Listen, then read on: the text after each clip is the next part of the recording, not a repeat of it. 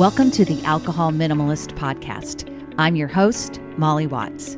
If you want to change your drinking habits and create a peaceful relationship with alcohol, you're in the right place. This podcast explores the strategies I use to overcome a lifetime of family alcohol abuse, more than 30 years of anxiety and worry about my own drinking, and what felt like an unbreakable daily drinking habit.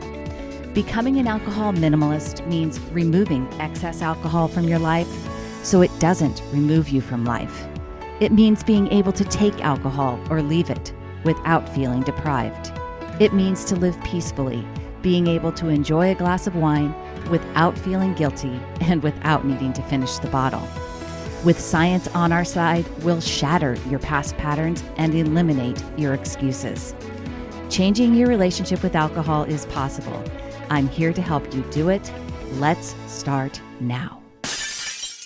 Well, hello and welcome back to the Alcohol Minimalist Podcast with me, your host, Molly Watts, coming to you from, it's a snowy Oregon this morning, just a little bit, a dusting of snow here in the hilltops. But last week we had like a 60-degree day, a couple really warm, sunny days, and now it's snowing. Not for long, but wow, just the difference in just a few days. What a difference a few days can make. It's winter. It's still February. I don't hold out much hope for anything but rain coming, and that's okay. I'm going to stay here anyway. I have a prize winner this week. If you would like to be entered into the prize drawing for some alcohol minimalist swag, all you got to do is leave a review of this podcast wherever you listen to podcasts, or leave a review of my book, Breaking the Bottle Legacy, wherever you happen to pick that up. I will find you. You will get entered into the drawing. And this week's winner is N Marino 912. N Marino 912. If that is you, you can email me, molly@mollywatts.com. Let me know that you heard your name and you were the prize winner. The review was this: coming at you from a somewhat sunny Hartford, Connecticut. I need to ask y'all, is this podcast a clown in a sewer? Seriously, because it's seriously it. I can't tell you how many times I've re-listened to these episodes. Each one gives me a kernel of truth that I hold close every week. It feels good to be seen in the podcast world. Thank you, Molly, for your research and compassion. Can't wait to read your book. Well, Anne Marino, I hope you did read the book, and thank you for your kind review. I think it's a kind review. I wasn't even sure what a podcast, a clown in the sewer. I don't know what that means, but I love the fact that you left a 5-star review, and thank you for your kind words. On to this week's show.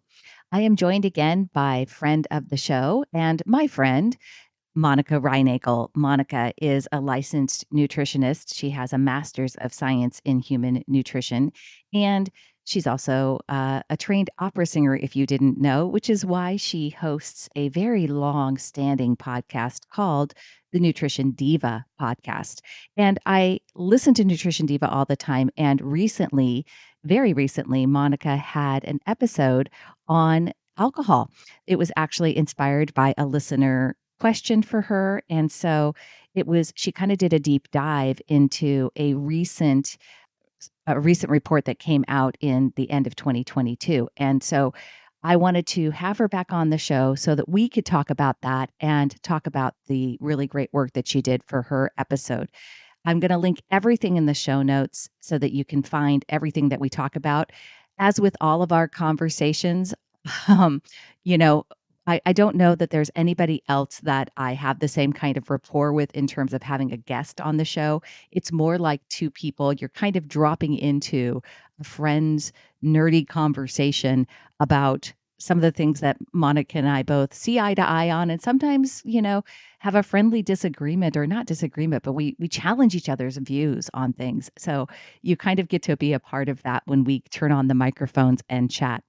Here is my latest conversation with Monica Reinagel. Hey, Monica, thank you so much for coming back on the Alcohol Minimalist Podcast. I am super excited to have this conversation. I wanted to share your brilliant episode. I think it's brilliant because it's talking all about things that are near and dear to my heart, but it was really a great episode, this recent episode on Nutrition Diva, and we'll talk about that a little bit. But you kind of had somebody come to you and ask you about the questions that I get all the time about whether or not alcohol is good for you, bad for you, and what's the current thinking there. And so that kind of took you down a rabbit hole, and I want to talk about that. So welcome back to the show, Ms. It's Monica always Reinagel. great to it's always great to be with you, Molly. Hi, alcohol minimalists. Good to see you again. Yeah, absolutely. So, okay, so tell me about the genesis for the episode that you did on Nutrition Diva. Well, we had this new study come out right at the end of 2022 that was part of the Global Burden of Disease study group. This is a consortium, an international consortium of researchers that it's not just one study, it's an ongoing study, a rolling study that they're constantly adding to and updating. And they released a new analysis of the impact of alcohol consumption on mortality risk. And it seemed to sort of reverse direction from the report that this very same group brought out in 2018, which in and of itself seemed to be a reverse of direction. Right. And I think whenever people see this kind of whiplash going on about whether, it's safe, it's not safe, how much safe, there's a lot of confusion comes up. So I wanted to just kind of explain why we're seeing what seem to be big changes in the science. It's not actually big changes in the science, and we can get into that. Yeah. But I just thought it was worth kind of digging into. And thank you for saying that you loved this episode, because I did. It is very, it's very nutrition nerdy. We really get wonky with the. Well, you and I are nerd. You and I align on our science nerdiness. Well, right. And I have to give my audience a lot of credit, and your audience for a lot of credit for being willing to go there with us and not settle for the headline, right? There's always so much more to say than that neatly packaged up bromide that ends up at the top of the page. Yeah. Oh, bromide, big word. That's, and again, that's kind of another reason that I wanted to have this conversation with you now, because I just talked about on my podcast episode this last week, the report that came out in Canada just this month that is going to be impacting or is meant to inform the Canadian government's new guidelines on low risk drinking guidelines. That's what they call them up there. Low risk LRDG, low risk drinking guidelines. And the report that came out was very strong, very dire. It sounds very, and the way that the news was presented basically made it sound that if you drink anything more than 2 standard drinks per week, you're pretty much just, cascading down a hill of associated risk. Just get out the shovel and start digging, right? Right. And so, and there's a whole bunch of considerations up there. The fact, I think I mentioned to you, you've got the report coming out. You've got the Canadian government now going to be making dietary guidelines that are supposed to align with people's overall health risks. And then you've also got the Canadian provinces who actually are the ones that regulate and sell alcohol. The provinces themselves are like, interesting. We've got this report out there that basically tells everybody not to drink any alcohol ever, or to be very minimal about it, right? 2 drinks or less, or you're going to have associated high risk or associated risk issues. And we're the ones that are selling alcohol, and we count on a lot of alcohol sales to keep our provinces going. This could be problematic.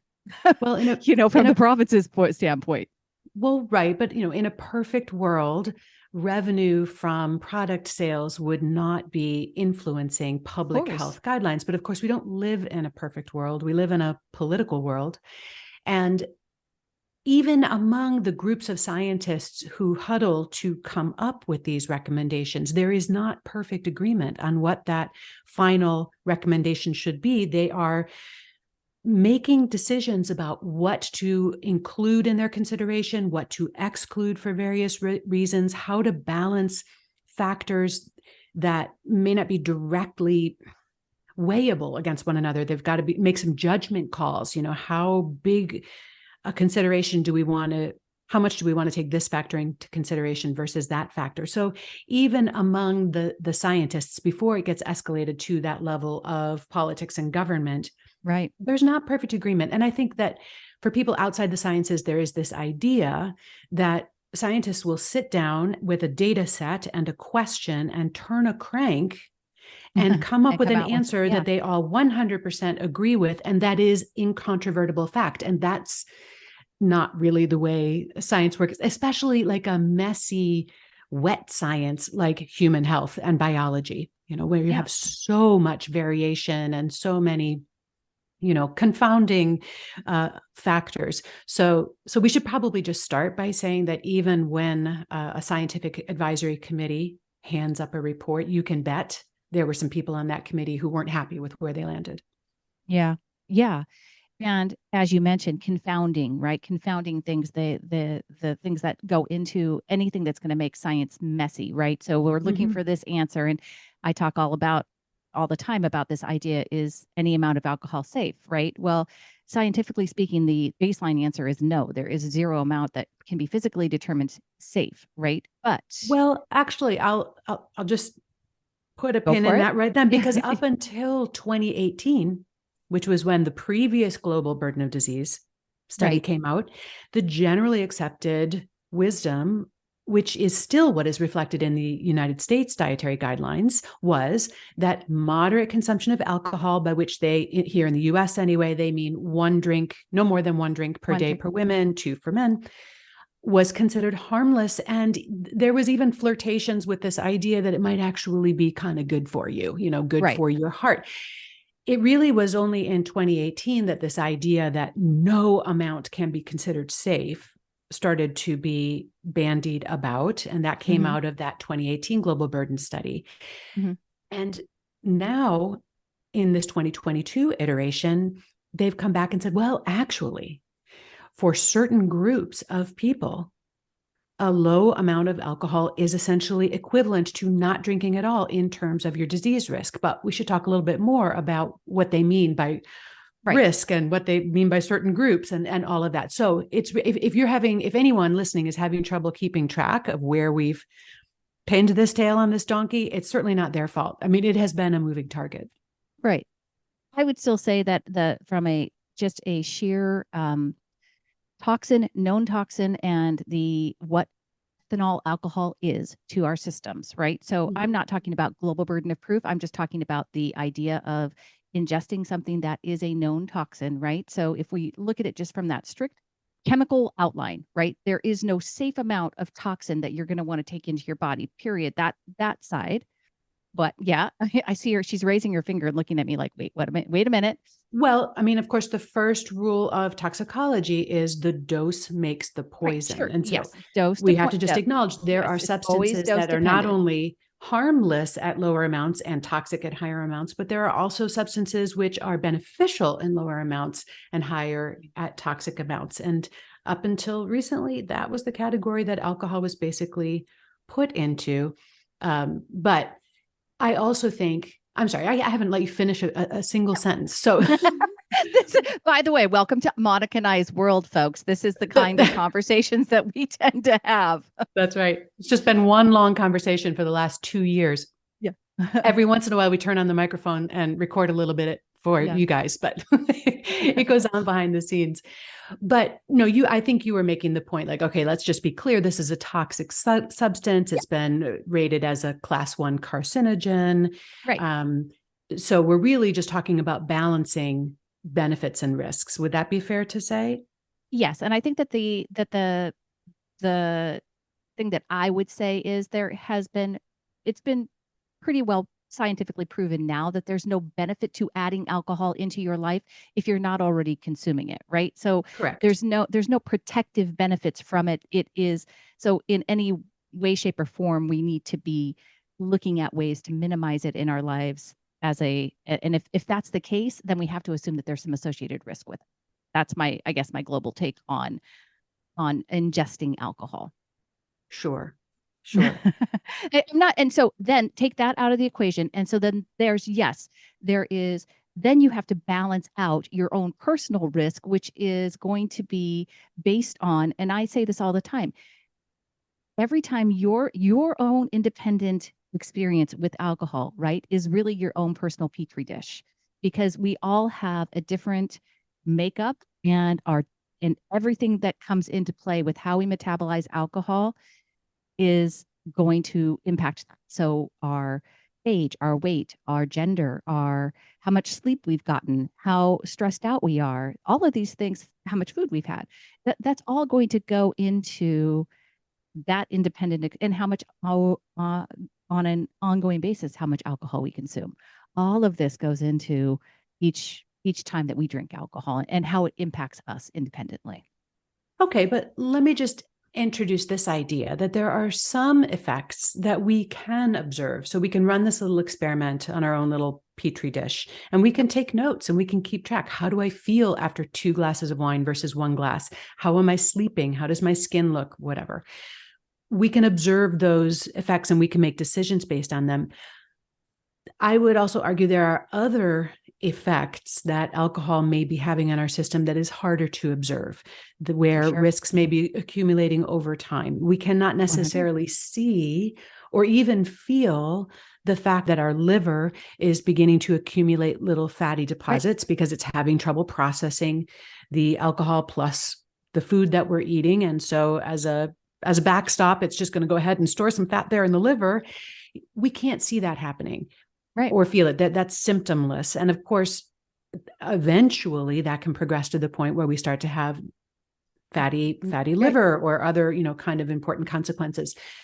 So, and that's just one example. There are some effects of long-term consumption of alcohol that might be harder for us to see. And that's why I think people are looking at these risk estimates.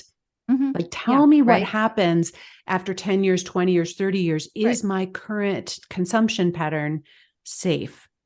I don't want to find out when it's too late that these consequences were accumulating and I wasn't aware of it. Right.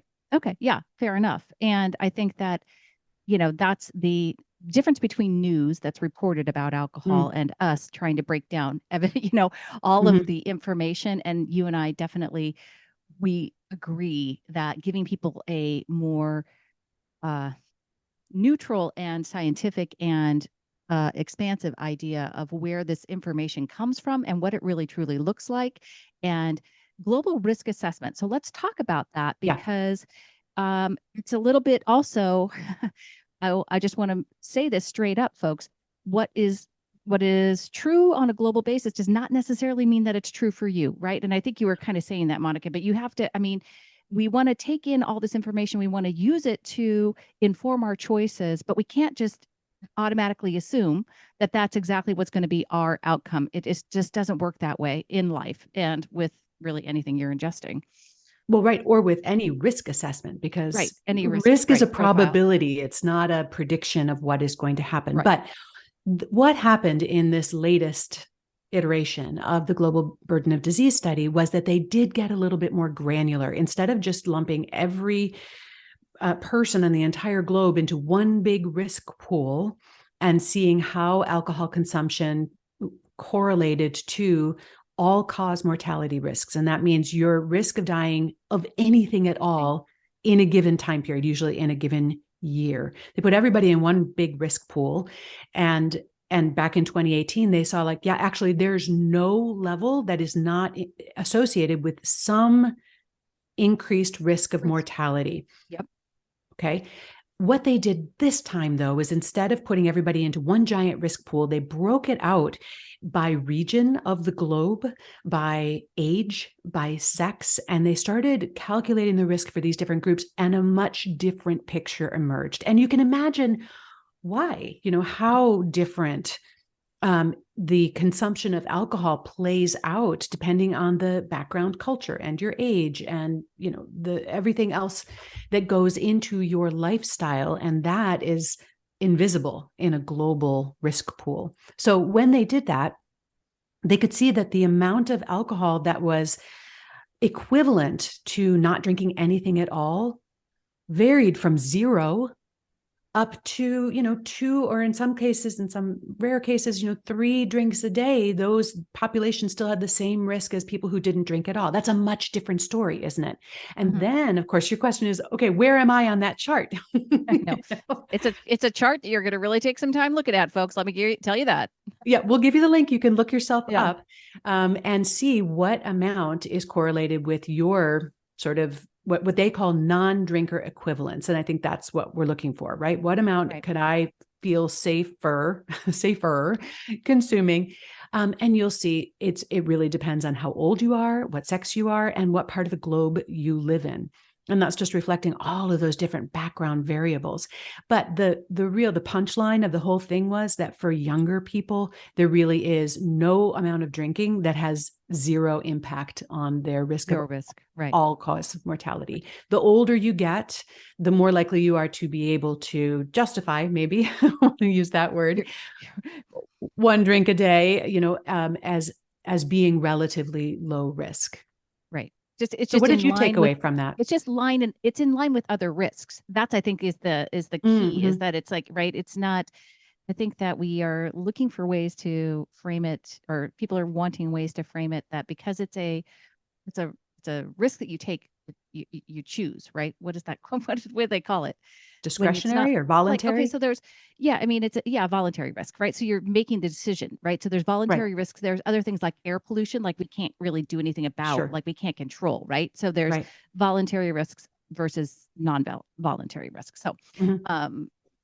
So, I was not surprised by the global burden of risk disease. I share in my ebook from Dr. David Nutt, and it's kind of along those same lines. It's like, what I think is most important, and the thing that irritates me about the Canada thing, and about what I really wish the message was, because I think it's so much more important, is the significant benefit that people would get from reducing their intake from 35 to, from 25 to 40 standard units per week. If they got down to the 2 to 10 area, they would actually see a huge decrease in their risk profile, a huge increase in the benefits to them. And that part is where I think that that Canada has kind of missed the boat. And this particular study is a good job of helping people put that global risk into perspective.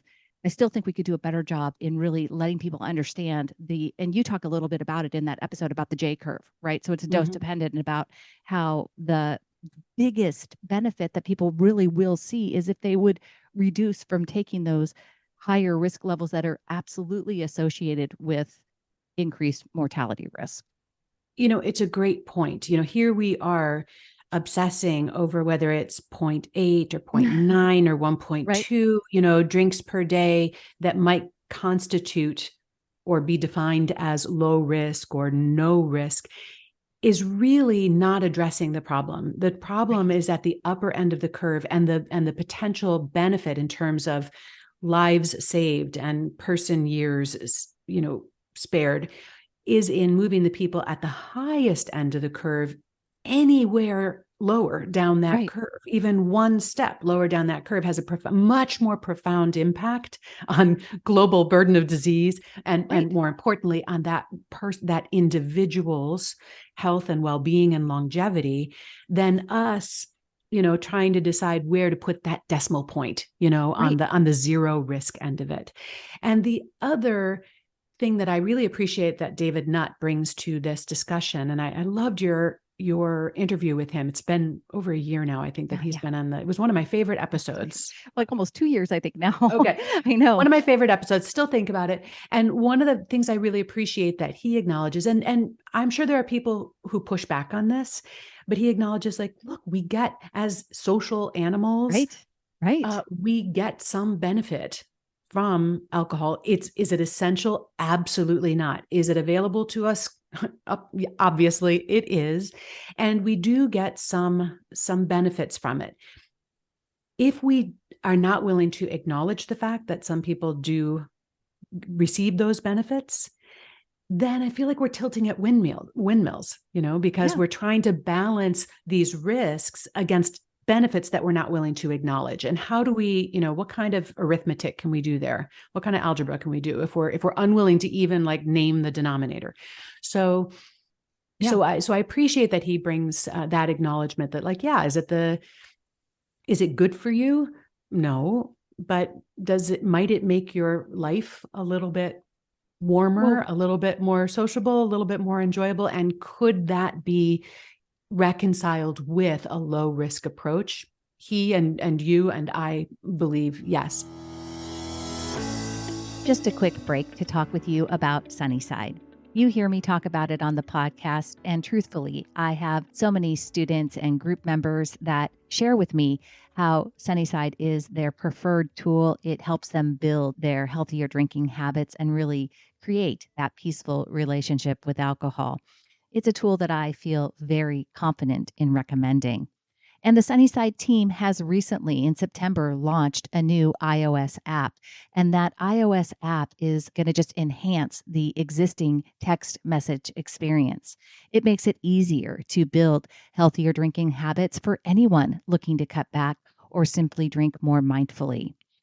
The new Sunnyside community is also available only in the new iOS app, and it gives you access to an engaged community of like-minded people who are also on a journey to cut back on drinking and build healthier drinking habits.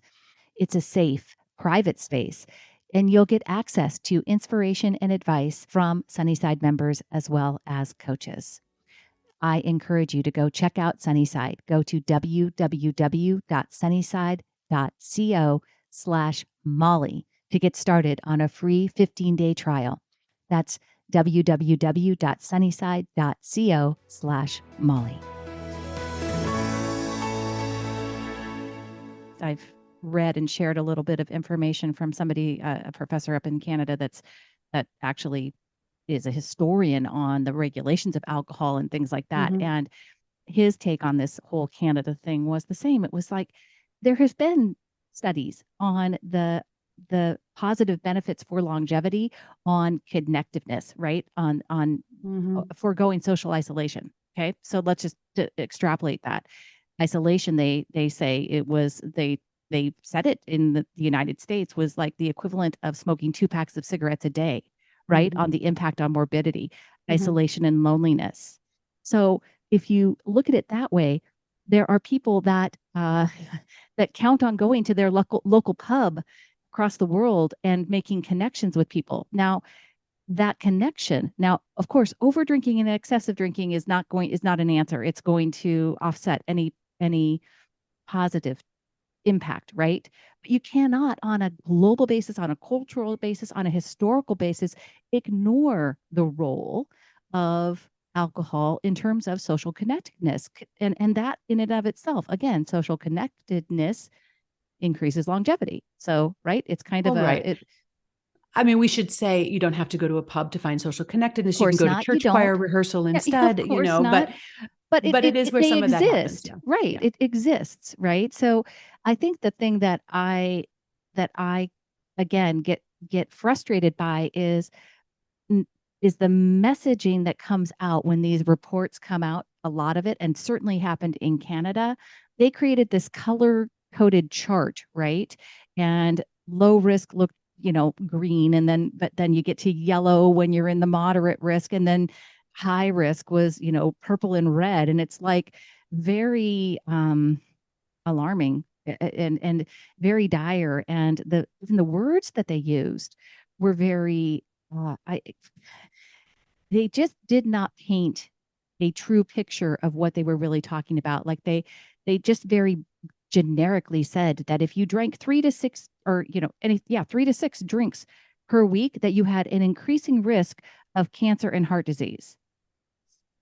Now, if you go into the body of the report, that increasing risk was, they even say, like in very big red letters, increasing risk 100 times increased risk for larynx cancer.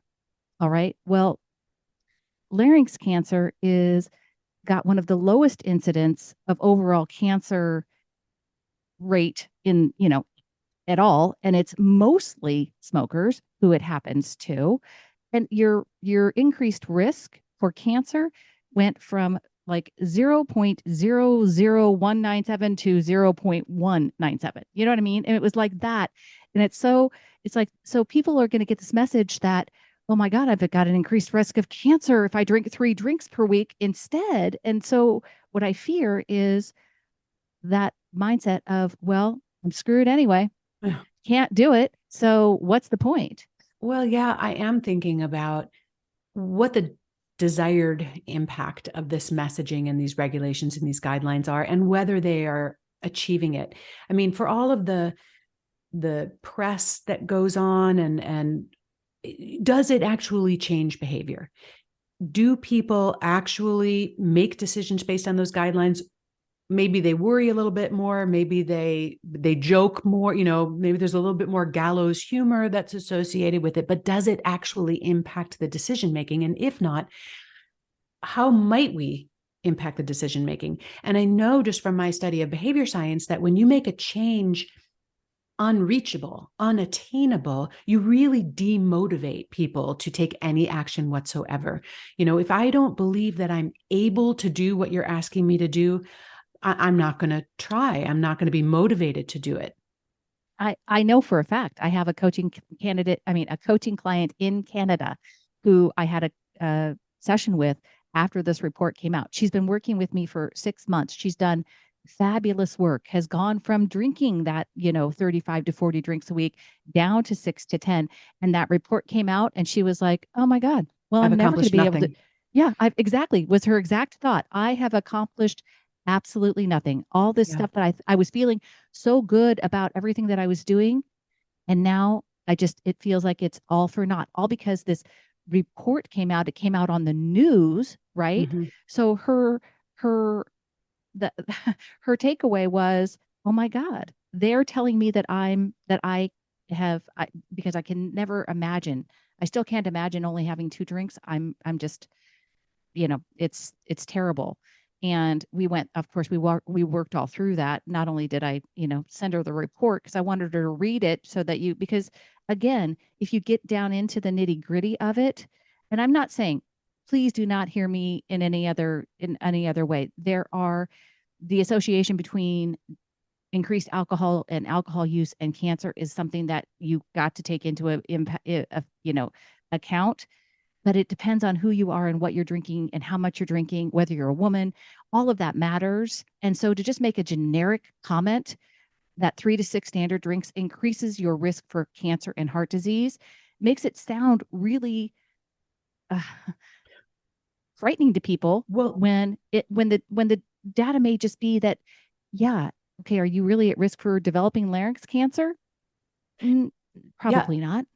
Right. I think the question isn't so much, is it a true statement or not, but, is it motivating or is it helpful? And if not, is there another statement that could be just as true, but that would be more helpful, more motivating, and actually helping those people who would benefit most from reducing their consumption do that? And when we were talking before about the most benefit could be from the people who are at the very top end of the curve, moving down a little bit, how do they feel when they hear those guidelines? Right. Is there any point in their doing anything at all? And I see the same thing in the world a little bit closer to my domain of weight management. There is so much messaging about how bad for your health it is to be overweight, God forbid, obese, and stigma attached to that, blame and shame attached to that. And it's all based around this idea of a healthy weight, a normal weight. If I'm somebody who doesn't feel like it's ever going to be possible for me to attain what the authorities have designated for me as a healthy weight or a normal weight, is there any point in me trying? Yes, there absolutely is a huge benefit, even if you are still quite overweight, reducing your weight by 5% of your body weight, no matter what weight class you end up in at the end of that trajectory, you will have significantly impacted all of the health conditions that we are most worried about being negatively affected by overweight and obesity. Yeah. Heart disease risk and cancer risk and blood sugar regulation. You do that with a 5% reduction in body weight. But for people that are all they're hearing is you need to lose 150 pounds in order to be considered healthy or normal, it's demotivating. And it's not true that's what they need to do in order to reduce their risk and bring themselves into like really quite a manageable risk category. Right. And I think that's the whole thing with, that we're saying about alcohol.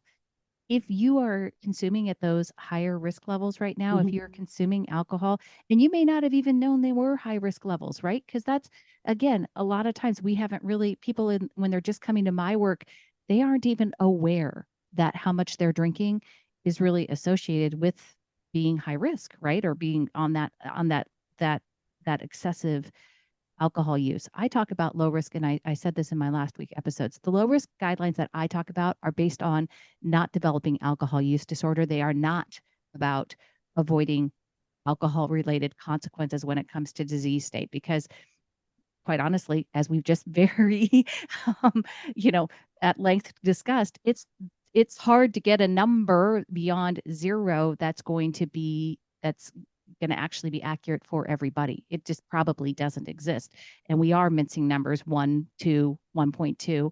What I can tell you is excessive amounts of alcohol, it is dose dependent. As Monica pointed out earlier, any toxin, that's going to be the case. The more you ingest, the worse your body is going to, the worse consequences for your body. And some of these consequences we really don't know over time, could be building up. We can't, open up everybody and check and see what's going on in our insides to know what risks we may be experiencing. And that's why it's always good to balance what you hear on the news, try to take in information from trusted sources and get to the bottom of it. But at the end of the day, you've got to look at your own self and at your own life and at your own risk factors and decide how much risk tolerance you have for anything that you are going to be, that is voluntary risk. Mm-hmm. Well said. Yeah.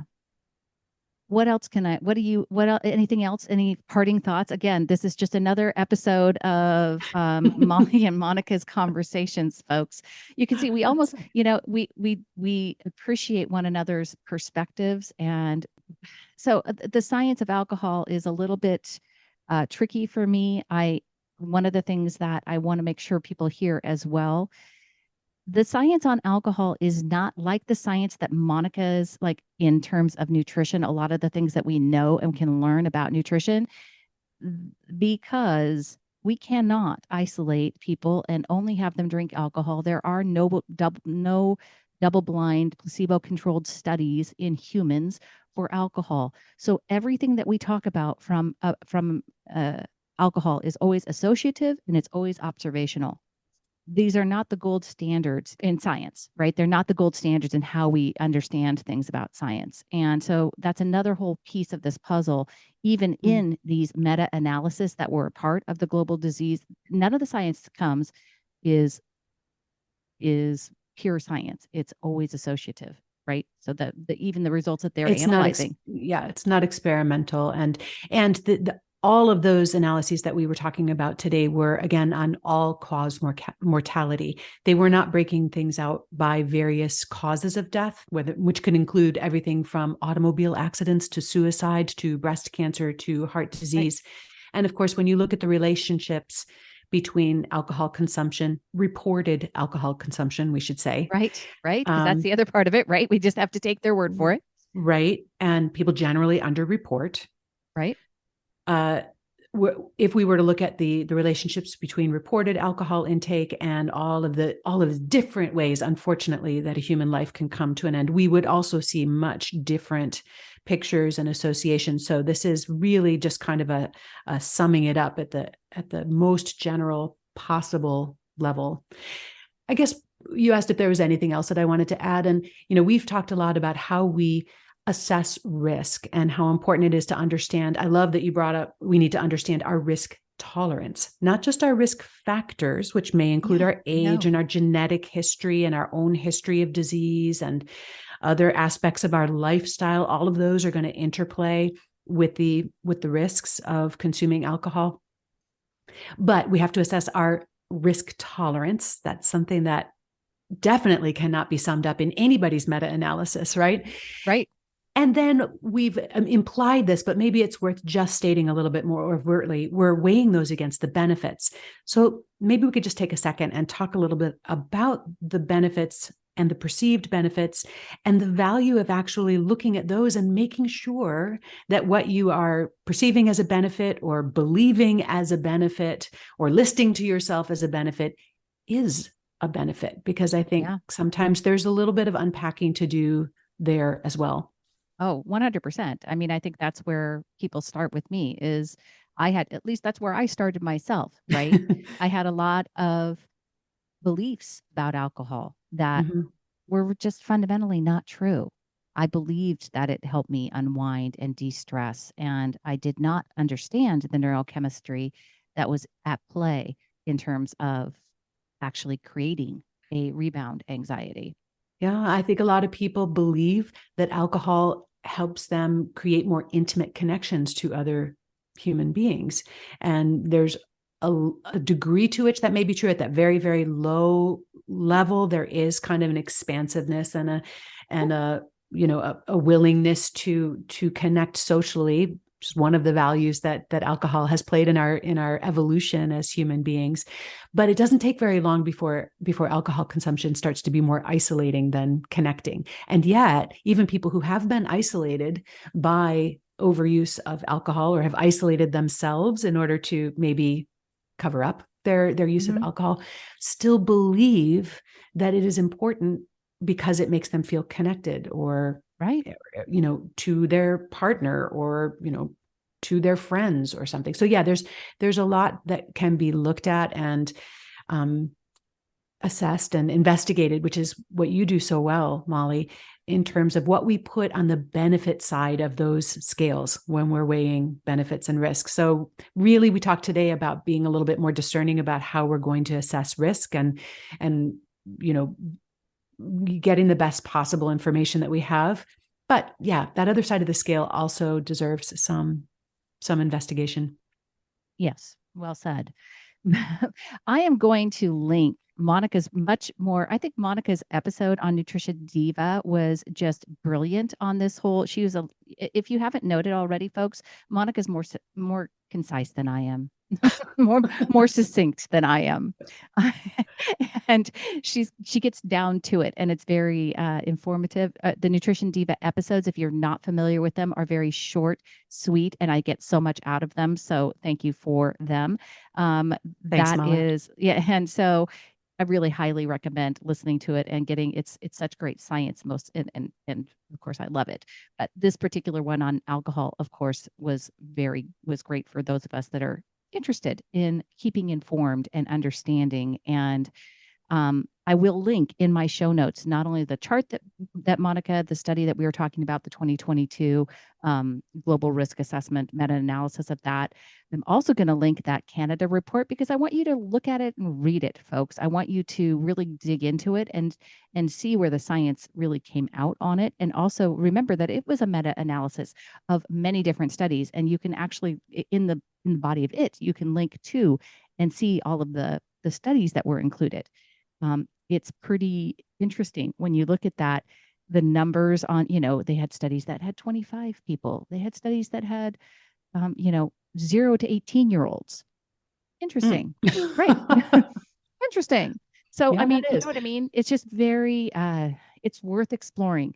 At the end of the day, I would come down on the side that minimizing alcohol in your life is a good way to go because there are benefits that you probably think you're getting that aren't actually true, and there are associated risks with higher drinking levels. And when we can bring those down, you're going to see benefits both, I think, in the acute short term of your life and hopefully in the longevity as well. Yeah. And, it occurs to me that low risk drinking guidelines are in that same category with horseshoes and hand grenades, where close totally counts. It does. Close does count. It does count. It should count Closer anyway. Counts, Closer counts, for is sure. important. Yeah. Thank you for coming on again and for putting up with my, well, I don't know how would I generalize or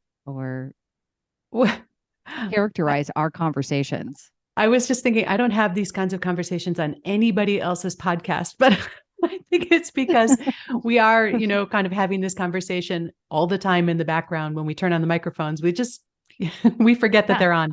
Yeah. So excellent. Thank you for being here. And everybody, I will link everything in the show notes, including a link to Nutrition Diva as well. Thank you, Miss Monica Reinagel. Thanks, Molly. Bye, everybody. Thank you for listening to the Alcohol Minimalist Podcast. This podcast is dedicated to helping you change your drinking habits and to create a peaceful relationship with alcohol. Use something you learned in today's episode and apply it to your life this week. Transformation is possible. You have the power to change your relationship with alcohol now. For more information, please visit me at www.mollywatts.com.